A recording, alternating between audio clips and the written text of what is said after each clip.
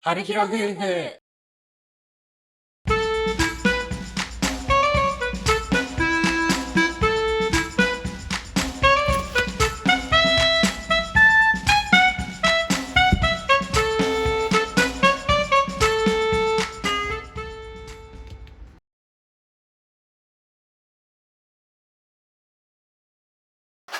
はい、これからベッドフレームを作っていきたいと思います。材料はホームセンターの方に適切な長さに切ってもらいました。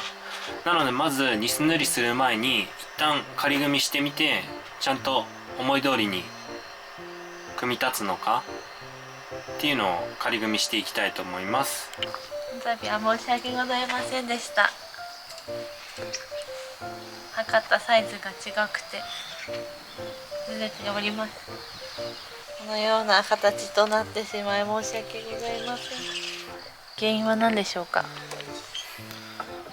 まず材料の長さを測るときに、この前の段と後ろの段を測りました。これでね、こういう感じで測りました。そこがずれておりましたなので一応この同じ 2x4 材なんですけどの端材があるので、こいつを頑張って自分たちで1センチ区切りぐらいに切って、まずこいつの上にボンドとかであてがって作っていこうと思います。でもまあ他の部分は結構ね、いい感じでそれが普通やね。組み上がってるかなと思うので、それが普通やね。やっていきたいなと思いますわ。それが普通やね。今これボンドで一晩くっつけました。一旦また仮組みしてある程度高さが揃ったので、実際に組み立てていきたいと思います。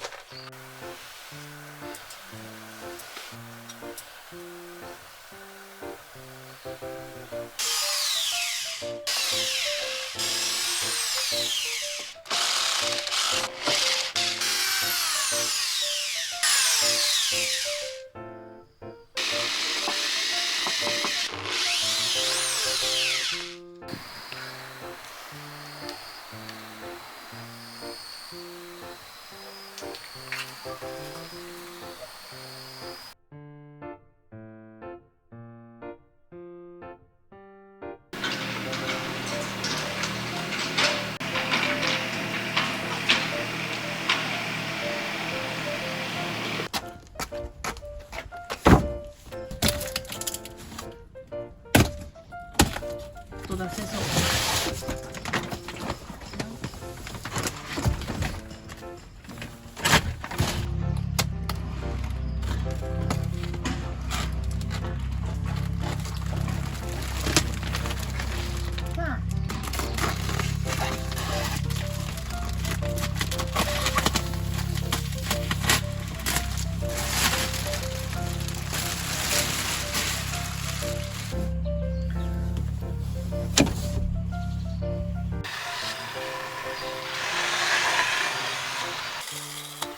ここからザクザクと切っていきます。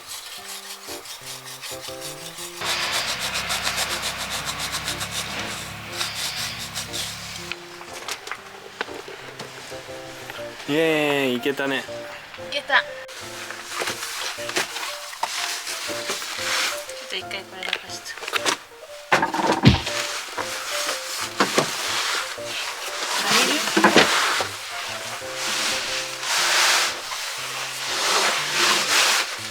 え、それで終わり？足りないじゃん全然。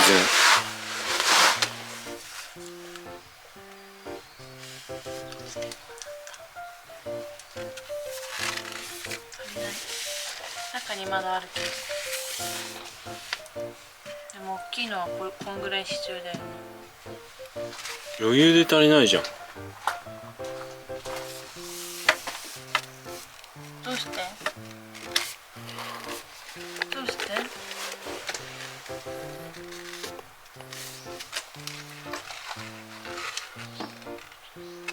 どうして？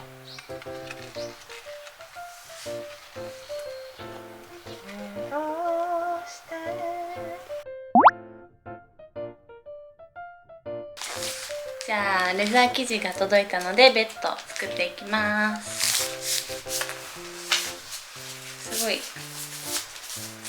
すごい長い。こんな感じの色です。モカブラウン、モカベージュ。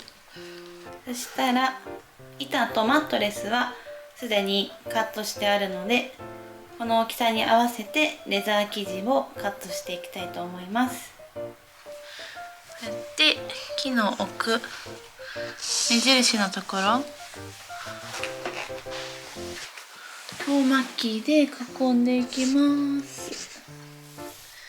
で、だいたいここから15、6センチ余裕というか折り返しの部分を取ります。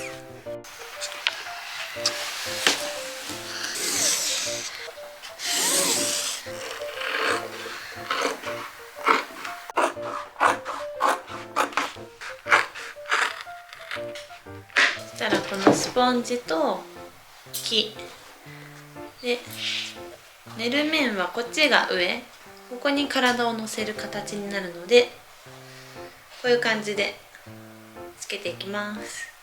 スポンジをここの枠の下に、ここにこういう感じで留めていきます。とりあえずここはまっすぐつけばいいから綺麗にして中で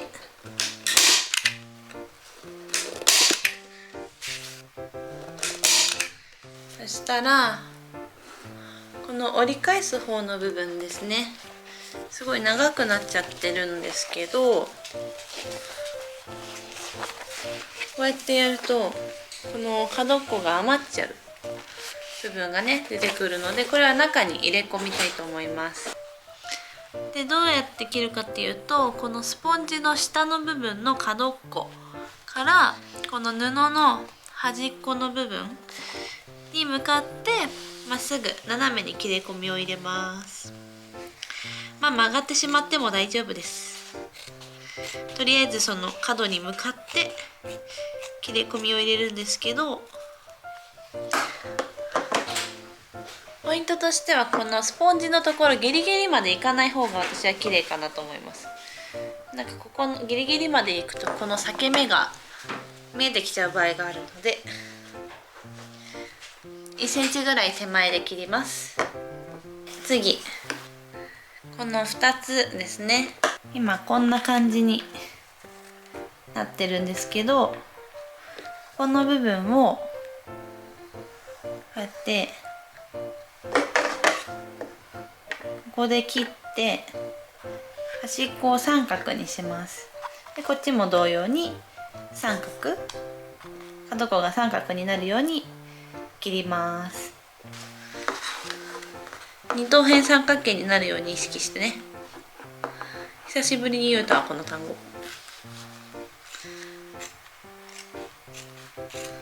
い、三角2つ切りました。これは使わない。ほい。そしたら今この上こっちのさっき留めた方の面ですね、ここを上の部分をこうやって折って、下をこんな感じでラッピングの時の箱の包み方、ここをこうやって重ねて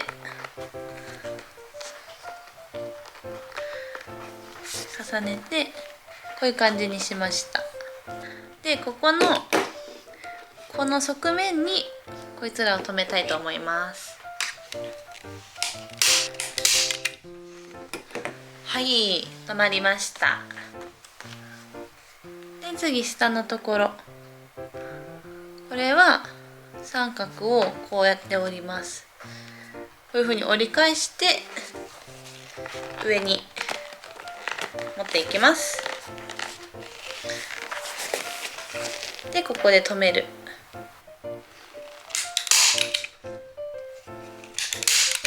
はい、側面がこんな感じで包まれました。こっち側はね下になるからこっちきす見えてもいいかなっていうことでやっております。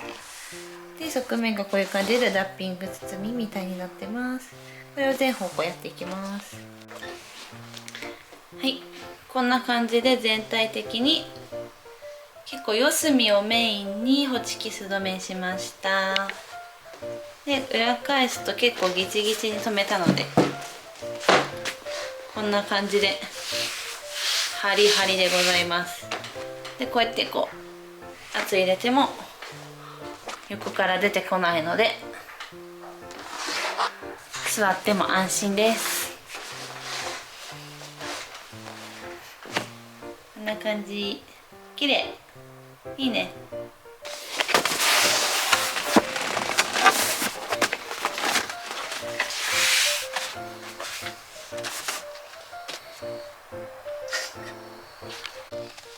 ベッドは一通り作り終えたんですけど、今まあ普通に並べているだけなので、例えばここら辺がちょっとずれたりするとこのフレームから落ちてしまう。なんだっけ、 2x2 材だっけ、これ 2x2 材で 2x2 材で、の上に乗せてるだけなので、ちょっとでもずれてしまうと落ちてしまうので、これを防いでいきたいと思います。2箇所にこういう風につっかえを作ります。この2つにつけたんですけど、でこんな感じにつけました。別にもう裏なんで見た目とかあんま気にせずつけちゃいました。ちょっと余裕持たしてつけたんで、ずれないかあまりにぴったりにしすぎると次はまんなくなるってなったら困るから、ちょっとだけ余裕持たしても、まあそんな感じに落下防止をしていきたいと思います。はい、端材も使ってエコな DIY。